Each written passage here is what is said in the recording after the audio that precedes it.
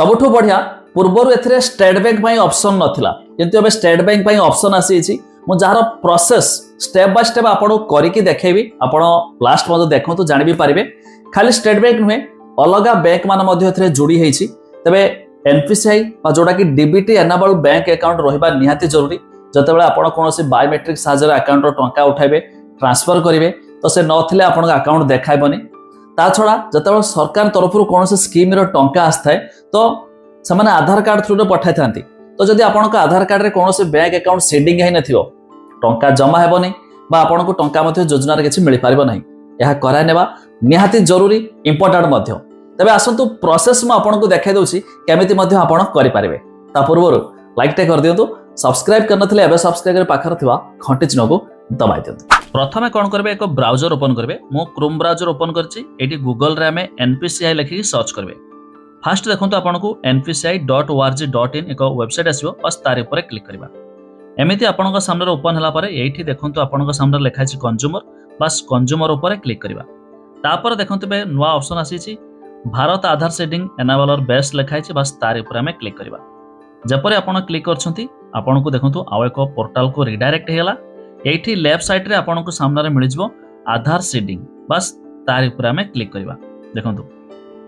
जपरे हमें आधार सेटिंग ऊपर क्लिक करूचे तो आपन को सामने रे एमिति किछि ओपन हे जो देखंतु ओपन ला बारे एठी फास्ट आपन को आधार नंबर देबे 4 4 करी 12टा नंबर अछि 4टा 4टा दे देबे तापर देखंतु एठी आधार सेटिंग अछि हमें आधार सेटिंग पर बॉक्स पर ठीक मार्क लगाइबा तापर देखंतु एठी आपन को बैंक तो बैंक रे पूर्वरु स्टेट बैंक नथिला एबे नुवा ऑप्शन आसी छि जाकी बहुत बढ़िया समस्त घुरी बोलुथले यार आसुनी तो तेणुक देखो तौक तौक स्क्रोल करेंगे ए बहुत सारा नुआ बैंक एड होती देखो स्टेट बैंक ऑफ इंडिया आसीगला बस तारी पर मुझे क्लिक करदेली एबे ये जब आप नुआ करुवे फ्रेश सीडिंग रे क्लिक करेंगे जदि आप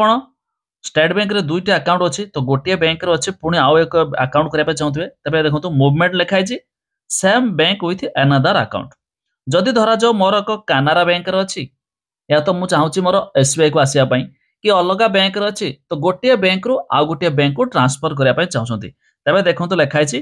from one bank to other bank तो आप मूवमेंट करेंगे तो मु फ्रेश करी तेणुक फ्रेश सीडिंग रे क्लिक कली ये आपंकर जो स्टेट बैंक रे मुझे स्टेट बैंक सिलेक्ट कर मोर स्टेट बैंक दरकार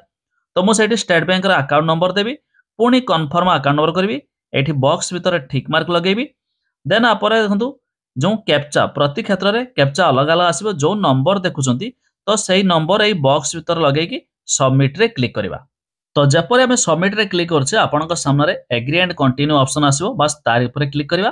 तापर आपनका आधार कार्ड रे जो मोबाइल नंबर लिंक थिबो से मोबाइल नंबर को ओटीपी आसीबो एमिति तो आपण ओटीपी देकी कंफर्म रे क्लिक करबे देन आपनका सामने पुणी आउथर कंफर्म करूची कि आपण स्टेट बैंक ऑफ इंडिया रे चाहउचंती कि कंफर्म या तो कैंसिल आपण एठी जदी कंफर्म रे क्लिक करचंती तापर किछि समय प्रोसेसिंग हला परे आपन केमिति मेसेज आसीबो स्टेटस सक्सेस जाकी आपनकर जो बैंक रे लिंक कले तो से मध्य आपन को देखा दउछि तो ये एति कि आसला परे तापर मध्य आपन को एक तुरंत एक मेसेज भी आसी जिवो